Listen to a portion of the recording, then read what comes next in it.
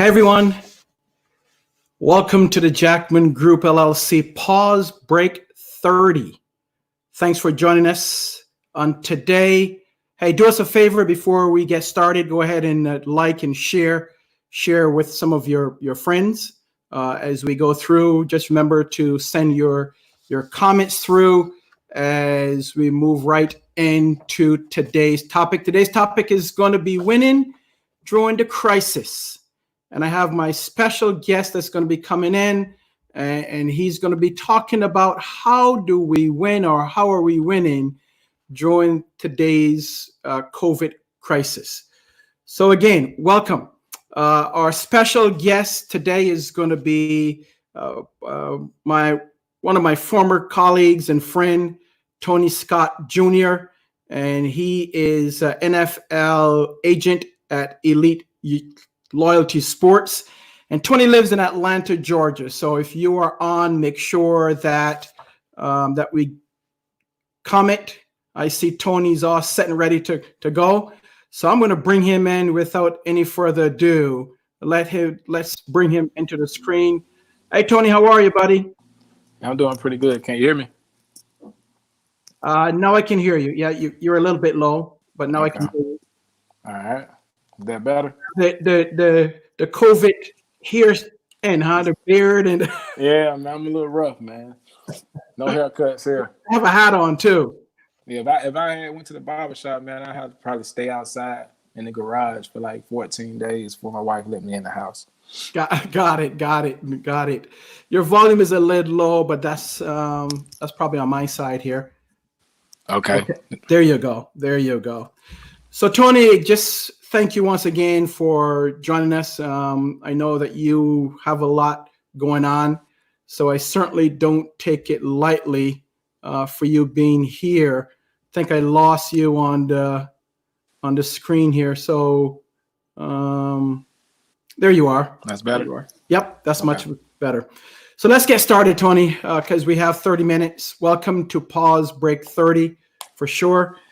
Tell us a little bit about yourself, you and what you do, and also tell us about the company that you are working with.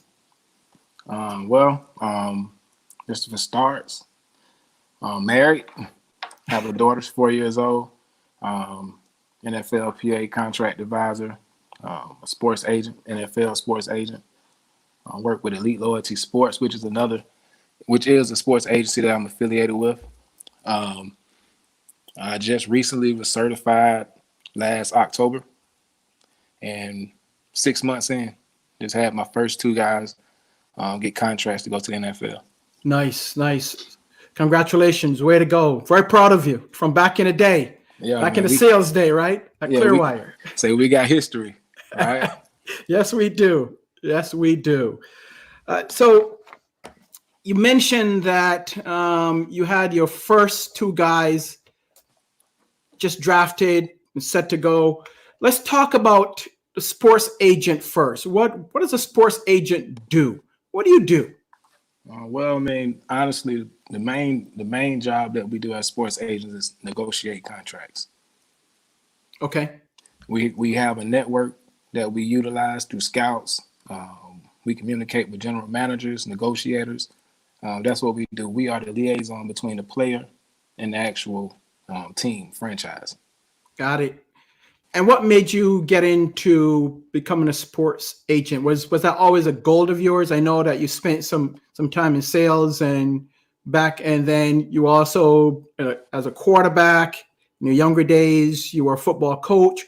What made you transition into becoming an agent? I think a lot of it came from just my experience in sales, negotiating. And also, while I was in sales, I was coaching high school football. So I was able to build relationships, understand what guys were going through, and also with me playing sports growing up, I was able to marry the two. Being business-minded, got my undergrad in business administration, concentration, and management. Nice. And then just being a collegiate athlete, a student athlete, understanding both sides, and then going into the corporate space where you're dealing with sales, understanding how to present yourself on a professional level. All that pretty much prepared me for what I wanted to do since I was in high school. So this has always been a goal of yours then? Exactly. I met a guy my junior year in high school, introduced to me by my mother. He was an NFL agent. He represented several NFL players at the time. And when I met him, I said, that's what I want to do. Great. So let's look at the NFL draft, which was held last weekend. And we're going to talk about winning during the COVID-19 crisis. You had a couple of wins, as you mentioned. You had two of your guys were drafted. Tell us about that. One of my guys was drafted. That was Solomon McKinley. And the other player, Marquell Harrell, he was an undrafted free agent. Okay. The experience was dealing with it during the COVID-19. I think both of my guys were prepared, managed expectations. However, we had to be fluid with it. We had to make adjustments. We planned on doing a lot of traveling, but we weren't able to do the traveling due to the fact of the COVID-19. So what that did was, in that period where players are able to get in front of the GMs and the teams prior to the draft, we weren't able to do that. Got it. One of my players, Marquell Harrell, he was able to have his pro day. The other player, Solomon McKinley, the week of the announcement of the stay at home, the quarantine, that Wednesday of that week was his pro day, and we weren't able to have it. Wow. That was at University of Georgia. Wow. We made adjustments, and we made it work. I was able to get in front of the narrative, found out exactly what teams were thinking. We had a few things we had to make sure we controlled, and everything worked out for the best. Good. Yeah, that's a blessing. That's a huge win.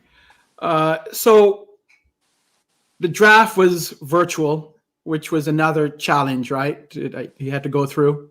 Yeah. Okay. And when did you know that Solomon was going to be drafted? What pick was he? Was 111, I think? Yeah, he was picked 111. Okay. The crazy thing about the draft for me was when Solomon was drafted, I was actually on the phone with another team. Oh, wow. I was speaking to him about Marquell. Okay. And this team has been communicating. They were communicating with me for like 2.5, 3 weeks. They were recruiting Marquell pretty hard. And in the midst of conversation of talking to him and leveraging and positioning Marquell with them, he congratulated me. He said, "Congratulations, Solomon McKinley just was picked by the Miami Dolphins." Wow. And mind you, it wasn't on the screen yet.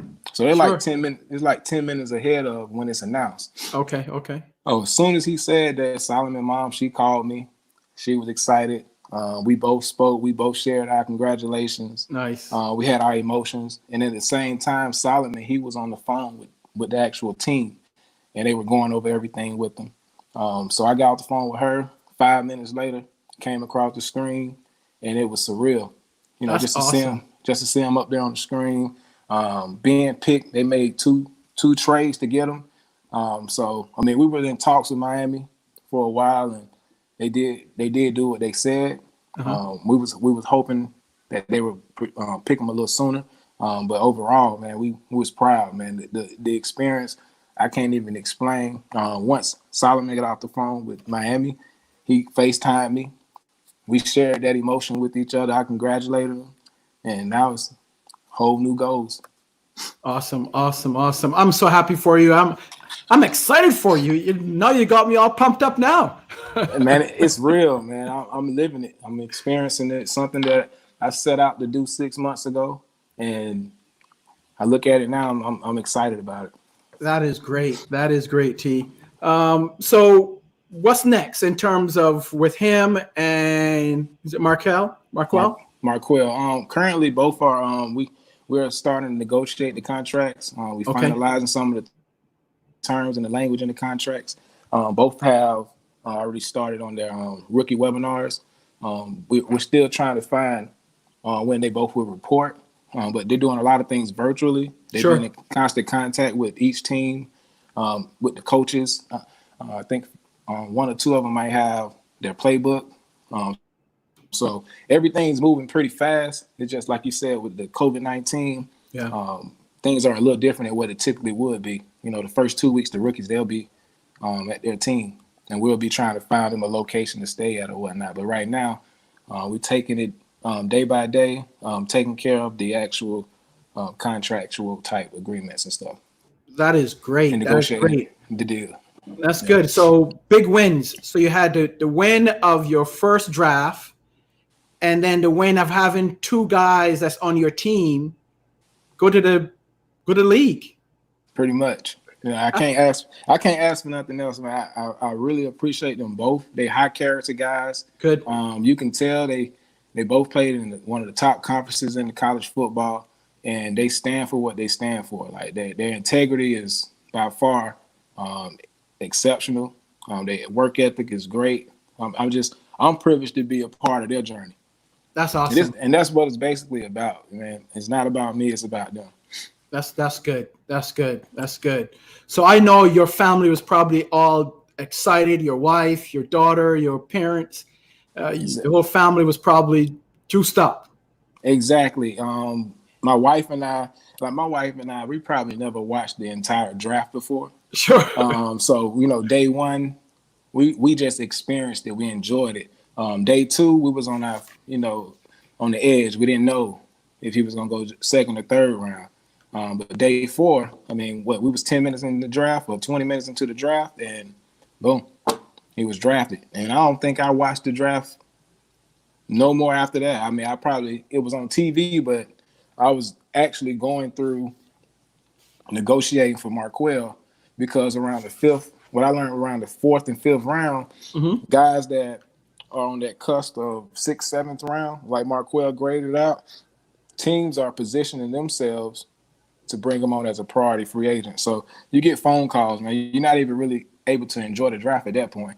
Got it. They come hard too. like if they want them, they just want them, right? Man, they come hard. Wow. You got, and I don't know if I was totally prepared like I would be next time, but sure. I think I managed pretty well. I got him a good deal based off of the leverage that we had because of other teams wanted him. And I think Buffalo was the best fit. We was able to actually pick the best team that suited his ability. Okay. So let's talk about that in terms of Marquell. So he's coming up to Buffalo, right? Exactly. In my neck of the woods, Billstown. Mm-hmm. So how does he feel? Is he excited?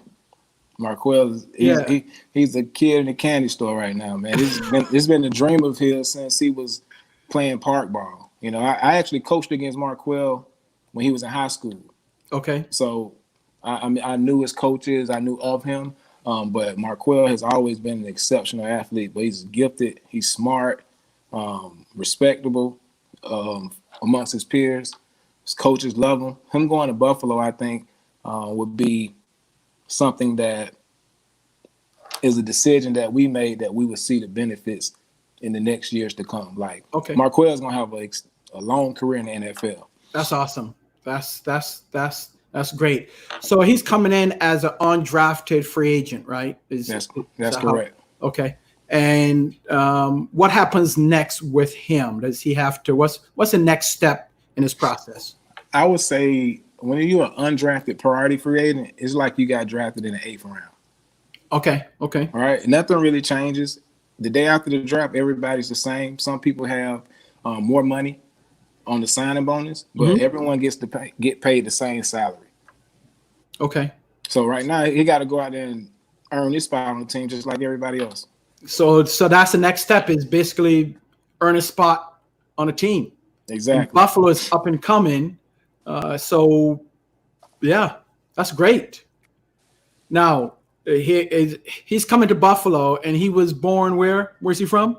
He's from Fairburn, Georgia. Here in Atlanta. Oh boy, completely different weather. You can't tell him nothing, man. He's ready to get his chinchilla. He's ready to get a coat. His family ready to get coats, Timberlands. We both gonna be there, man. I'll be out there often. So. I'm telling you, it is. You gotta. Has he experienced real winter cold yet? No, we have a player up there now with elite loyalty, Toney. So he got on the call with Ty today, and Ty kind of gave him the actual information that he needed to know in regards to the team and the city. Okay. So I think he's a lot more equipped, and he'll have a mentor when he's there, so he'll be fine. Great. Let me change spots, man. I know my battery was low. Oh, no worries. No worries. You gotta walk with me through my house. That's all right. We'll take it. Yeah. So that's good. So when he comes up and you come up, just give us a ding so that we can hook up and go from that point on. But yeah, the weather is very different in Western New York than it is in Georgia. So I know it will be adjustment for him in terms of from warmer to colder. But he'll be all right. Yeah. So what's next for? He will. I mean, no, go ahead, Toney. No, I think he will, man. Like Marquell has not stopped working out. He's adjusted to the climate. He sees that nothing's gonna be given. He always had the mentality of, I got to prove myself. I got to prove the doubters wrong. So he'll be fine, man. Okay. He's done it time after time. Good for him. So what's next for you, Toney? Try to get that light out your way. Is that better? Yeah. You see that light? Yep. You're good. So what's next for you? You and as an agent and the agency that you work for or work with? Right now, what's next is finalizing these contracts. Okay. Making sure that the language is suitable and acceptable for our clients. Getting their team, building their team around them, from the publicists to the financial advisors. Making sure that we make good decisions and putting them in a position where their post career is going to be just as good as their career. Good. So let's talk about. I know we had a brief discussion about recruiting. How do you recruit players to be part of your team? Well, I think a lot of it is positioning your company to the point where, first and foremost, players want to be a part of it. Okay. We have a roster of probably 17, 18 guys currently, six rookies that's currently in the NFL. Mm-hmm. And I think that goes a long way. Also, when it comes to recruiting, just making sure that you have a process for your player, the potential client, that makes them a better football player. And you got to look for that type of client as well, who's humble, that has high character, and has humility. That's what I learned about this process. You got to be willing to improve on your weaknesses, mm-hmm. and you got to be willing to listen to what your weaknesses are.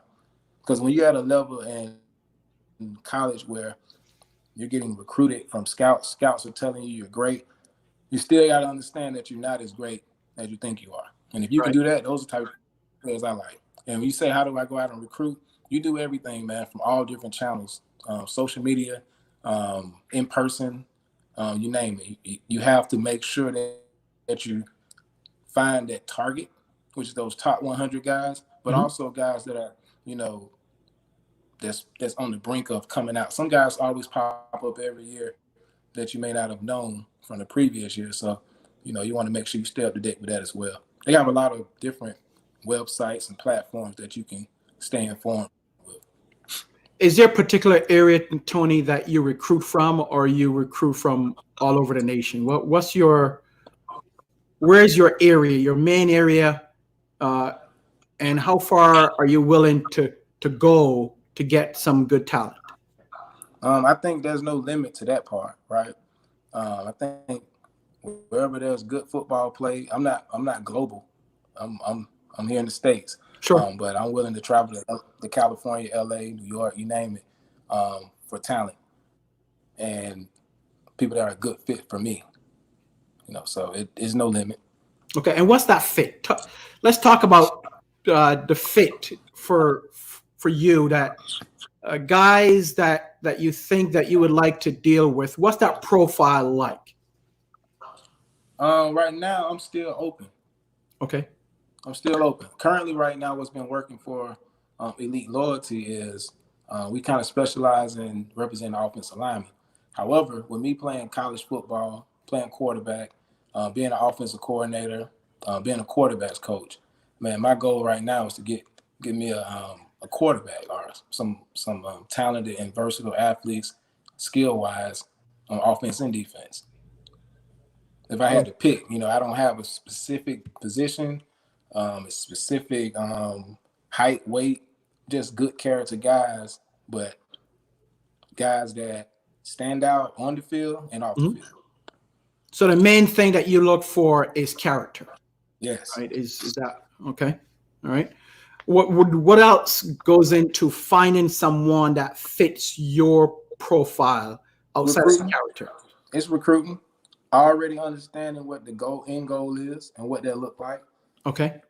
The end goal is to find somebody that first and foremost that scouts think is worthy. Right? They give grades. They give day 1 grades, day 2 grades, and day 3 grades and priority free agents. When you deal with a day 1 caliber player, like a first round guy, it's extremely competitive. It's a lot of moving parts, and it comes with a lot of luck. Right? Okay. Day 2 guys who get drafted around 2nd, 3rd round, those guys are it's competitive, but not as competitive. Got it. And then day 3 guys, it's competitive, but you kind of know what you're getting. They kind of know what they're getting as well. Right.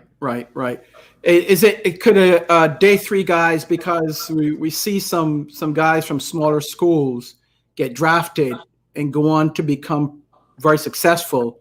Is it because they want it more? No, I think it goes. I don't know if they want it more. I think every kid that plays college football want it. However, do you have it? Okay. I don't. When I grew up playing high school and college, I think I wanted it, but you only limit it to your skill set. Got it. All right, but if you're a person that's gifted, a person that understands they got room for improvement and they're coachable, I think that's the guy that will be successful. Okay. All right. Good.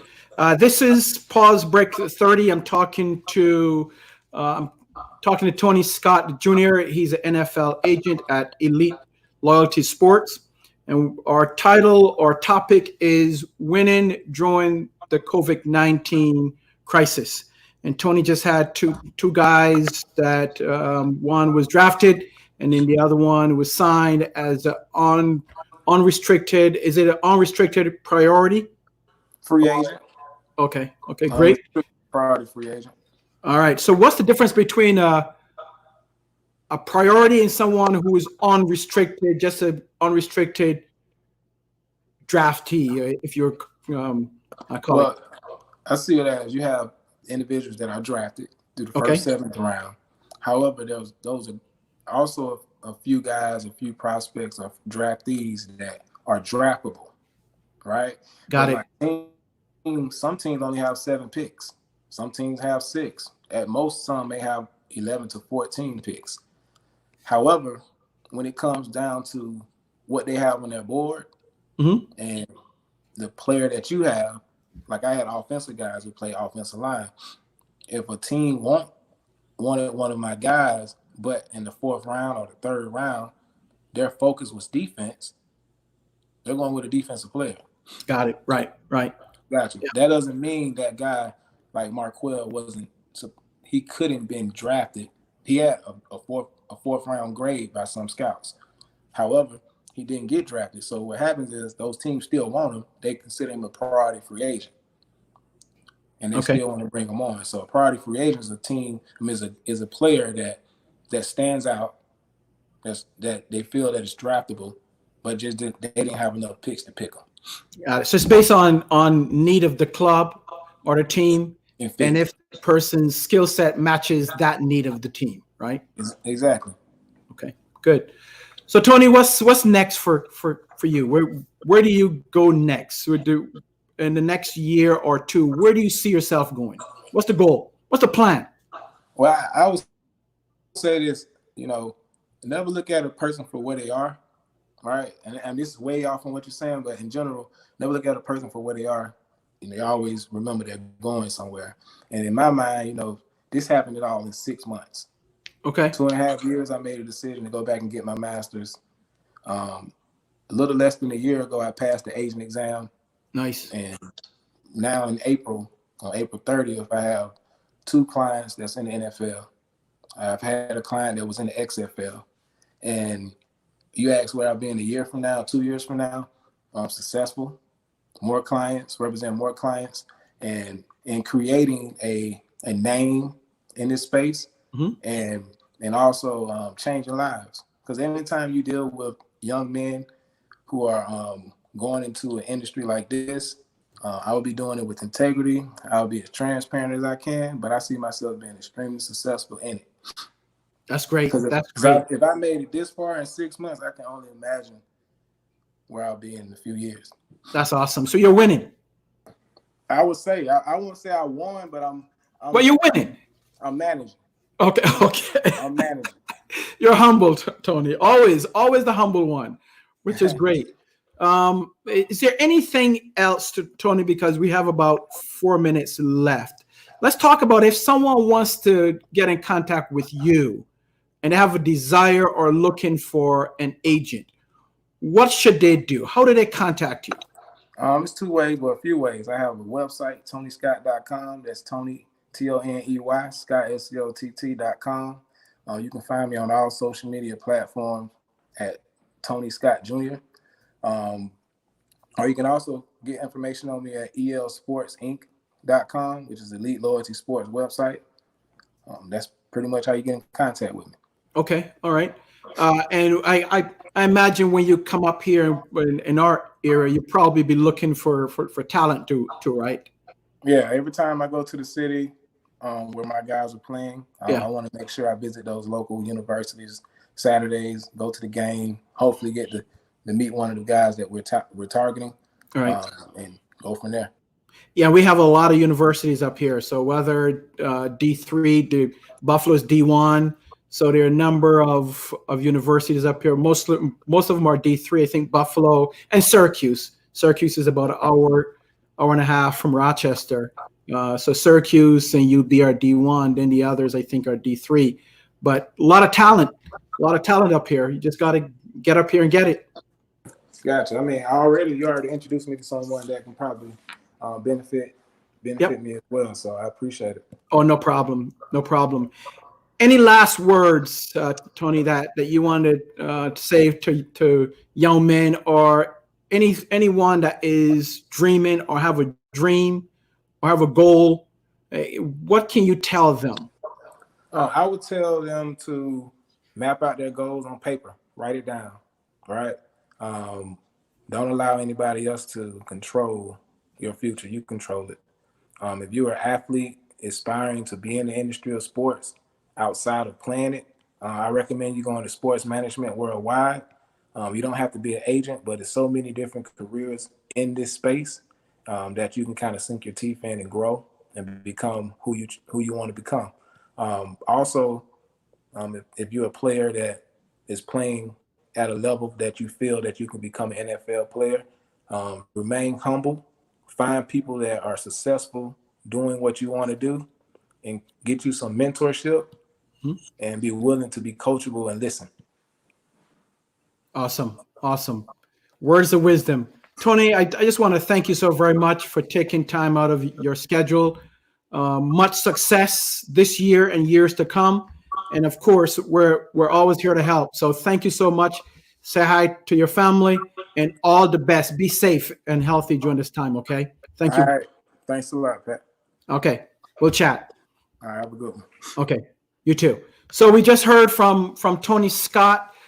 Toney, again, is an NFL agent at Elite Loyalty Sports. If you want to contact him, you can go to ToneyScott.com, and he'll be happy to, if you have anyone that's interested or have dreams of go into the NFL and college now. A great person. So I highly recommend him.